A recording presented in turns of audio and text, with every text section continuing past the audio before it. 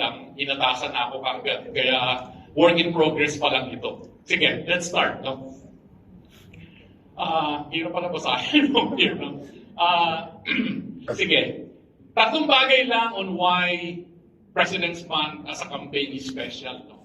Kaya ako binabanggit ito kasi every quarter naman meron tayong campaign, di ba? So ano bago about President's Month? So let me share with you siguro a bit about President's Month. President's Month, in contrast to the three other campaigns, is an inherited campaign. Minaanan natin ito. Unlike yung summer, yung August Champions, yung summer, saka Love Month, mga local yun. President's Month is international. In fact, as we speak today, I think it's 80 plus years old as a campaign. Ang President's Month, just for the information of everybody, dati-dati, was practiced by all Sunlife operations globally. So kung saan may Sunlife, may President's Month. At kaya tinawag siyang President's Month kasi literally it was just a month. October 1 to 31. That's it. Hindi siya quarter, kundi isang buwan lang. The way I would compare or describe President's Month, the way it was before, is para siyang Olympics ng lahat ng Sunlife. Naglalaban-laban mga individual advisors worldwide. Naglalaban-laban lahat ng branches worldwide. And I'd just like to let you know na in terms of number of applications, dalawa kasi yung kategorya, applications saka premium. Sa premium, hindi tayo makalaban because of the exchange rate. Pesos lang tayo, sila dollars. Pero sa application, kung saan one up nila is one up natin, doon medyo lumilipad tayo. Kung bibilangin mo ang top 10 advisors worldwide, no? Sa advisors, siguro 5 sa top 10 are from the Philippines. So branches, ganun din. And I'm almost sure kung meron pang President's Month ngayon globally, I'm very certain that Phoenix Fund will do very well. No? Kaya lang, sa ngayon, it's just us no? Na merong President's Month pa rin. Saka ibang mga Sunlife, tinigil na nila. Anyway, yun lang ang background nitong President's Month, kaya siya special. In fact, if you want to find out what is the true character of President's Month, ito po yun. It is really all about boldness, about courage, about daring. Mas gusto ko sa Tagalog. Ito ay tungkol sa tapang at saka lakas ng loob. Kung magaling ka pero wala kang tapang, hindi ka sisikat sa President's Month. Pero kung medyo hindi ka naman ganun kagalingan, pero saksakan ng lakas ng loob mo, pwede kang sumikat sa President's Month. And that is the spirit. No? That is the spirit of President's Month. Siguro the best description, or maybe just to make it more understandable, iahalin tulad po ang President's Month kung nanonood kayo ng American Idol or America's Got Talent. Ganun po yun. Yung for once in your life, tatapangan mo ang sarili mo at kakanta ka sa entablado, harap ang mga ilang milyon na audience para lang malaman mo kung gaano ka kagaling.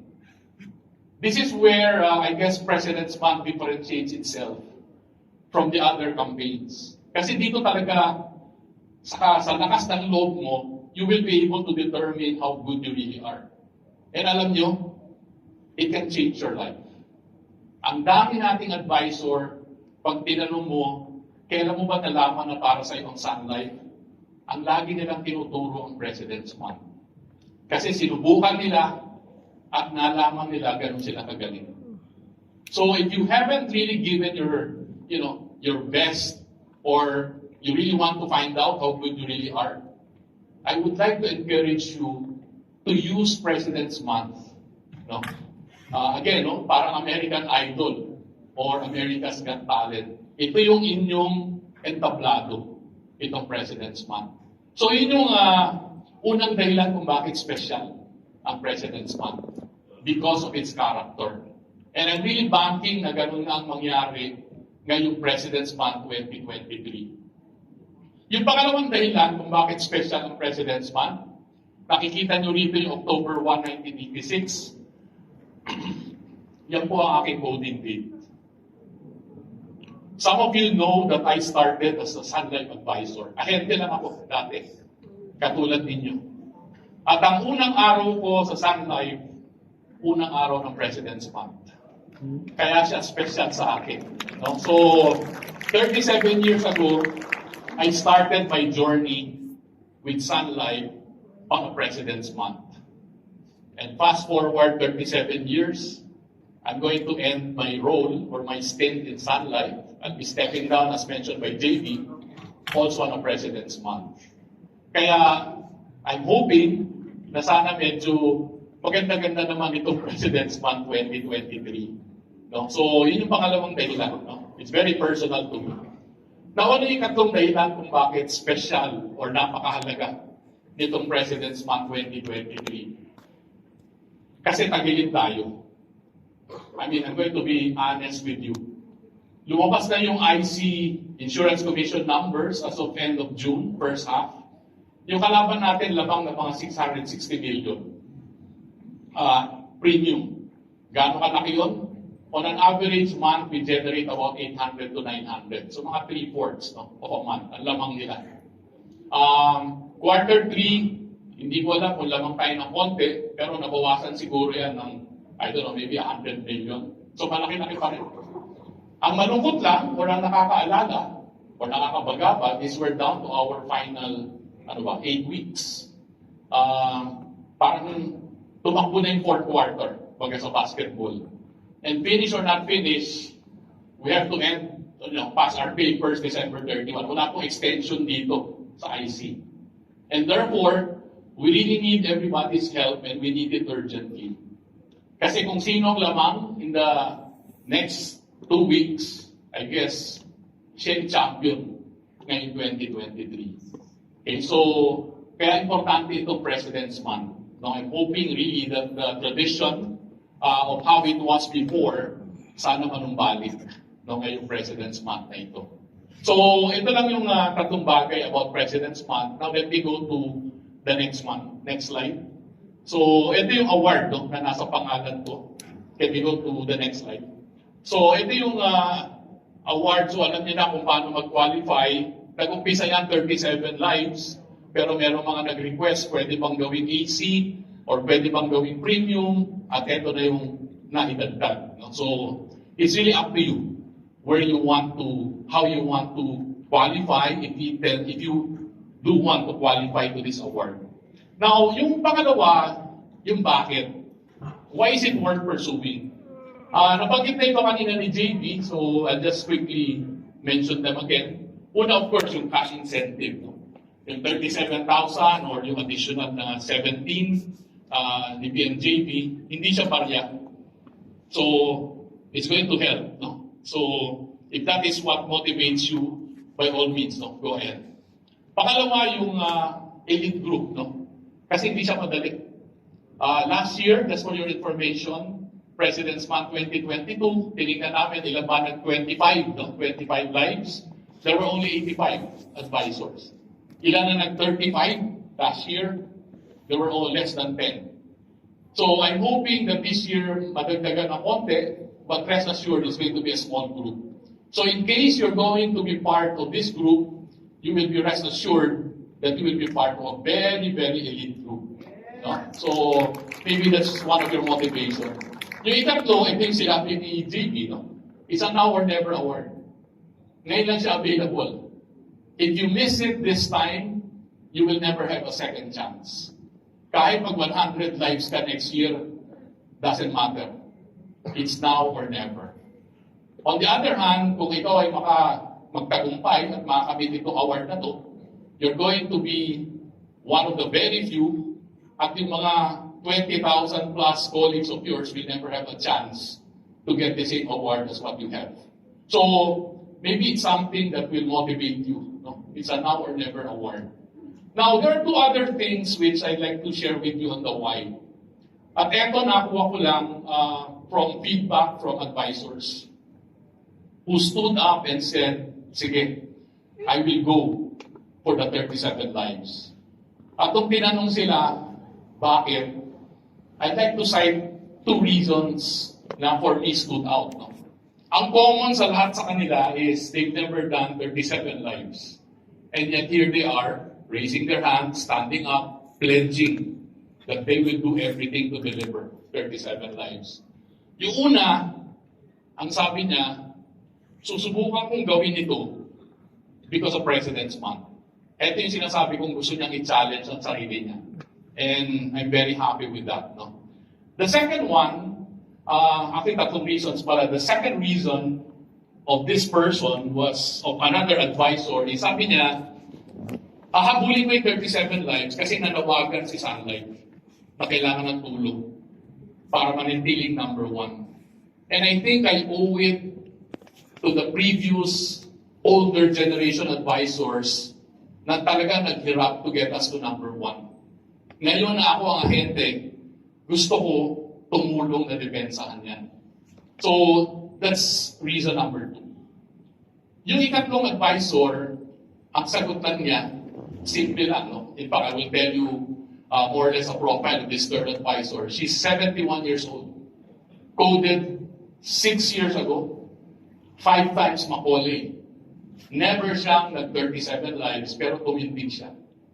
71, ha? Exact opposite ninyo no, sa edad. Nung tinanong siya bakit, simple lang ang sagot niya. Kasi mahal ko si Sunlife. Ganun lang. Kailangan ng tulong ni Sunlife, mahal ko si Sunlife, ang laki na nagawa sa buhay ko. Kaya ako, magsusumikap i-deliver yung 37 lives. So, sari-saring dahilan, no? It's really up to you what motivates you. Itong huli, ito yung medyo napansin ko medyo laganap, no? Sa karamihan sa mga advisors, and I'm sure it also applies to all of you. Itong pagmamahal. No? Let love drive you ngayong President's Month, knowing the situation that we are in right now. And I'd just like to share with you, ito, next slide. So, medyo pag nilay-nilayan nyo lang to. Ang nagmamahal, pinaglalaban ang minamahal. So, kung love nyo si Sunlife, nakikiusap ako sa inyo, ipaglaban natin si Sunlife. Kung love nyo mga pamilya ninyo, ipaglaban ninyo ang mga pangarap para sa pamilya ninyo. Ang nagmamahal, ipinaglalaban ang minamahal. So, well, if you really want to respond in love and find a way to exhibit your love for Sunlife by helping, use the ASN award. No? Yun yung isa rin napansin ko. No? Nag-focus sila really on the ASN award as a means, no, to deliver. Now, kung medyo hirap kayo sa 37 lives or all those metrics, I will echo what DNJP just told you earlier. Mag-medallion kayo. If that is really what you can deliver, then by all means. So, basta ang importante, give your best ngayong President's Month. In keeping with the spirit of President's Month, at saka pagtulong na rin, no, sa sitwasyon ng Sunlife, no, as we speak this morning. Now, I will go now to my lessons. No? Sige. Let's start with organizational culture. Yung tanong, bakit ba ako tumagal ng 37 years? Ito yung sagot. Because I simply love the culture of Sunlife. Ano ba yung kultura yun? Tatlong bagay lang. Winning, caring, fun. Winning, ito yung laging sinasabi ni JP. No? Gagawin mo na rin lang, galingan mo na. Para sa akin, it's playing to win always. Kaya yung pagiging number 1, it's really just, a complete way of trying to deliver excellent performance. And I've experienced that in Sunlife. So yun yung una. Pangalawa yung malasakit. No? Kita-kita ko to nung pandemya, pag may mga kalamidad, etc. Kasi member ako ng Philippine Leadership Team. So talagang drop everything kami pag may mga ganong sitwasyon. Wala munang negosyo, mga tao muna. Nakita ko yun. No? Kaya I can affirm and I hope you can validate in your own experience that Sunlife is a caring company. Tapos ikatlo, masaya dito sa Sunlife. No? Hindi lang sa Phoenix Fund, kundi buong Sunlife. Yung mga kick-off, yung mga local Macaulay and all those other activities and events that we have. Pinag-iisipan talaga yun on how to make it fun. Kaya, itong tatlong bagay, no, made me stay. In fact, I would Encourage all of you, lalo na yung managers or management team ng Phoenix Palm. Etong tatlo lang ang inertune nyo rito sa Phoenix Palm. Just be a branch that's playing to win always, and kita-kita ko naman yan, yung inyong malasakit, at saka be a fun place. If you have these three, I guess kung paano ko na-inlove kay Sunlife, ganun din ma-inlove yung mga taga-Phoenix Palm sa Phoenix Palm branch. And if you're a leader or a manager, ask yourself these three questions. Are you playing to win with your people? May malasakit ka ba? Ramdam ba nila yun? At saka ikatlo, masaya ba kayo as a team?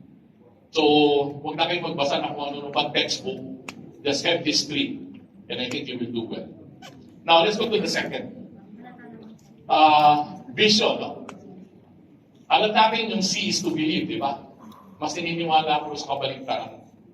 Nauna paniniwala bago mo siya makita. And that is what vision and dream is all about. Yung mga, well, karamihan sa inyo pumasok sa Sunlife 2009 onwards. Pumasok kayo sa Sunlife, number 1 na si Sunlife. But we have been with the Philippines 128 years.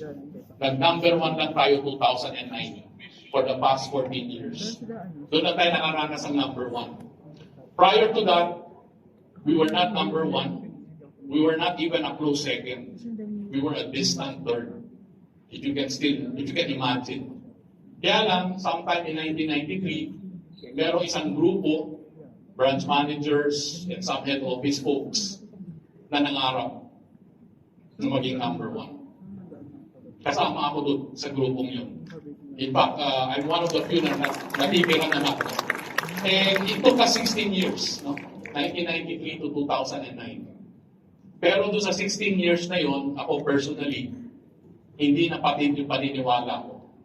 Kahit napaka-dominant ng film life noon. Until 2009, nag-number 1 si Sunlife. So kung nangyayari yun sa mga kumpanya, yung ganyang vision, sa mga personal na pangarap, nangyayari din yun. Ang important element doon, yung paniniwala. Doon nag-uumpisa. No? So kung may mga pangarap kayo, huwag yung bitawan. Of course, may katumbas sa trabaho yun. Pero yung paniwala, doon nag-uumpisa. Okay? Ikatlo is on boldness. No? Well, ito, ramdam na ramdam ko naman dito sa Phoenix Palm. Di ba? Yung pag-set ng mga records. This is one of my favorite quotes. It's from a philosopher by the name of Seneca. Sabi lang niya, it is not because things are difficult that we do not dare. It is actually the opposite. It is because we do not dare that things continue to appear actually difficult. No? So ito yung boldness, no? Lakas ng loob. And you will be surprised, no? Kapag hinamon ninyo yung target na yun, or kung ano man yung goal na yan na mukhang imposible, all of a sudden, nababawasan yung hirap at saka pagiging imposible niya. And it becomes doable. So, boldness is always part of being successful. No? So, just think about that. No? It is not because things are difficult that we do not bear. It is because we do not bear that things are difficult. Now, on the next one, next slide.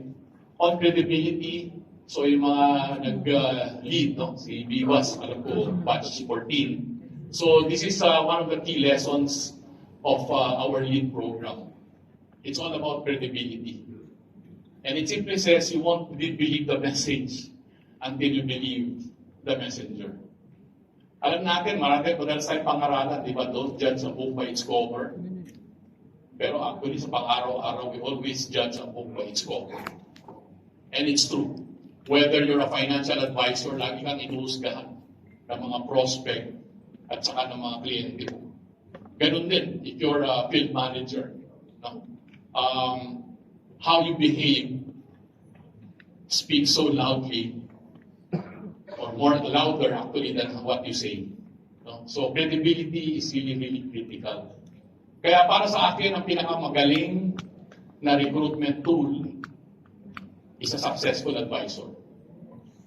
So dapat kung ikaw, field manager na nagre-recruit, Kapag kita ng recruit kung anong ibig sabihin ng brighter life, pag tinitingnan ka niya. Ganun din ang mga kliyente. So it has to start with you. No? So credibility. Next. On empowerment. Again, ito is a lead. No? Ito yung aking favorite analogy in leading people as a leader. I always see myself as an orchestra conductor na nagpukumpas ng isang orchestra. Ang trabaho ng orchestra ay tumugtog ng magandang musika. And ironically, the leader is the only one in the orchestra na hindi nagge-generate ng tugtog or ng tunog. It's all about his people. That's why empowerment is very, very critical. Okay? The way I would describe it, empowerment is a gift that keeps on giving. If you empower your people, your people will have something that they can benefit from for the rest of their lives. So for me, empowerment is very, very critical. Okay, let's go to the next one. On personal growth, so I've said this in some forums, so ulitin ko na lang. Do not wish for things to be easier. Wish that you were better. So wag mong sisihin yung sitwasyon kung medyo hirap. Gumawa ka ng paraan. Or try to do something, I don't know, learn something, new skill, or maybe attend a training program para hindi ka maging biktima ng sitwasyon. Always try to be better. Don't wish for things to be easier. Okay, let's go to the next. Knowing your why. So ito na I'm sure familiar sa inyo. So si Father Periods was my professor in college of philosophy. At ito yung kanyang famous na katagat. Huwag tanungin kung mahirap, tanungin kung mahalaga. Now, paano magiging mahalaga ang isang bagay? Kapag klaro kung bakit mo ginagawa. No? Like for example, ito yung mga medal, yung mga 37 lives, etc. Hindi siya madali, mahirap siya. So huwag yun ang tanongin kung bakit siya mahirap. Kasi talagang mahirap siya. Ang importante, dapat klaro sa'yo, bakit ka ba maghihirap? No? So huwag tanongin kung mahirap, tanongin kung bakit mahalaga. Okay, next one. On living with a sense of urgency. Okay? Actually, dito po hanga sa inyo. Talagang, di ba? Urgent palagi, I really like the theme, no? In honor of J.P. Stott, maximizing. And I guess it's very much in alignment with this, no? The sense of urgency. It says the tragedy of life is not that it ends so soon, but that we wait so long to live it. Diba? So, sa aming mga may edad, medyo too late na natin nalaman to, no? Na dapat pala, nung maaga pa lang, medyo nag-leave out na kami. No? Kasi sa aming mga baby boomers, we always defer. Yung tipong saka na yan, we'll enjoy our lives later. No? Unlike sa mga millennials sa inyo, you'd like to live every moment. And I think with this particular quote, you're better off, no? Than the way we behaved and lived our lives before. So ipagpatuloy nyo lang yan. No? Have a sense of urgency always. Now, finally, eto medyo mahaba, at saka hirap puminga lang, so papasahin ko na lang. So I'll just read it, this is my final slide. No? And I just like to read it aloud while you read it silently. It simply says, this is the true joy in life. Being used for a purpose recognized by yourself as a mighty one. I am of the opinion that my life belongs to the whole community. And as long as I live, it is my privilege to do for it what I can. Life is no brief candle for me. It is a sort of a splendid torch which I have got hold of for the moment. And I want to make it burn as brightly as possible before handing it on to future generations. Now, this quote strongly resonated with me Because the purpose I recognized myself to have was to be of service to a company that has dedicated itself to helping people achieve a brighter life. But when I say people, I don't really mean just clients. For me, mas importante, kayong mga advisors.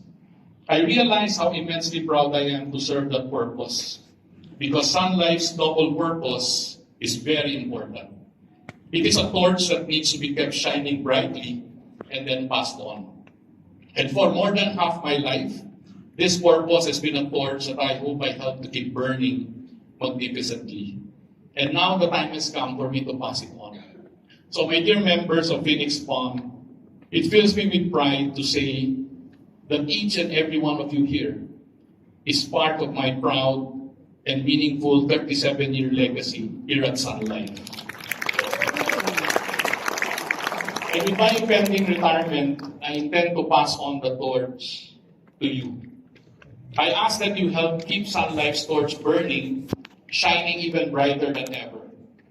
Keep doing so until it is your time to pass it on to the next generation of Sunlifers. In this final 8 weeks of the year, I call on each one of you to level up and be the best that you can be. This fourth and final quarter, let us uphold the game-changing tradition of President's Month and wake the sleeping champion in each and every one of you. Let us give our best, let us go all out, and let us finish strong this 2023. Maraming salamat at muli magandang umaga. Thank you so much, Sir Alex. Sir Alex, dyan lang po muna kayo sa stage. Guys, can we give Sir Alex another round of applause? Thank you, thank you. So, Thank Sir you so Alex, much, Sir Alex. Ako, personally, Sir Alex, naiiyak ako during the time that you delivered your last